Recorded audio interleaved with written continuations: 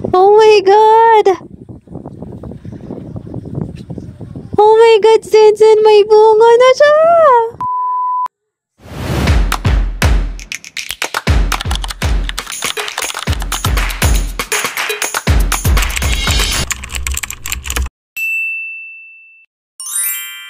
Hi everyone! For today's video, naisipan ko nga kumuha ng dahon ng ampalaya at laking gulat ko nga na meron na isang bunga dito at hindi ko pa talaga ito napoproning kasi nga hindi ako masyadong maalam sa mga pananim at first time ko nga ito magtanim ng mga gulay. So kung mapapansin nyo nga, ang dami na ding mga damo-damo dyan at wala nga akong time para magbunot-bunot ng damo kasi madami nga akong ginagawa, lalo na meron na akong work for today's video.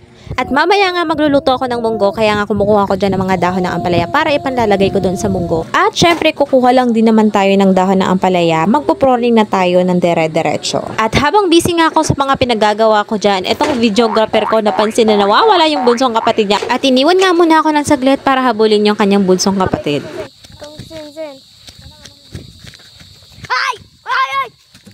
At ito na nga, nakabalik na silang dalawa at ngayon ko lang napansin na wala palang tsinelas yung bunso kong anak, Diyos ko der. At dahil nga may gagawin na ako mga mare, wala mo na akong voice over dito sa mga susunod na video.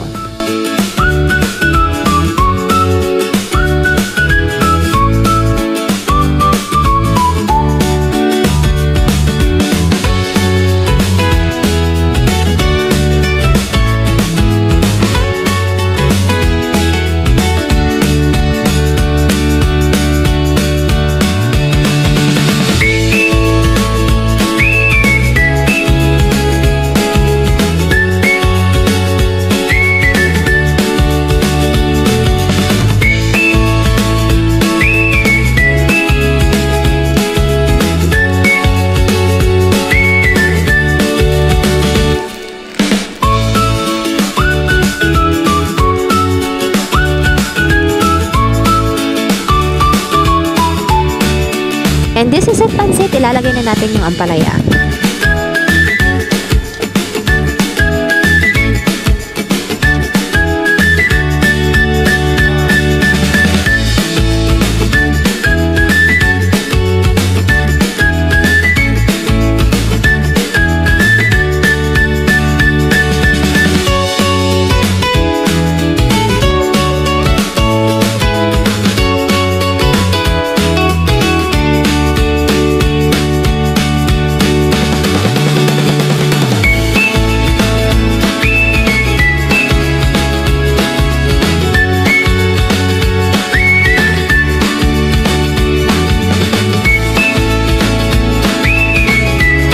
Ito na nga sa wakas, naluto ng ating munggo with chicharon at syempre merong dahon ng ampalaya. Tara!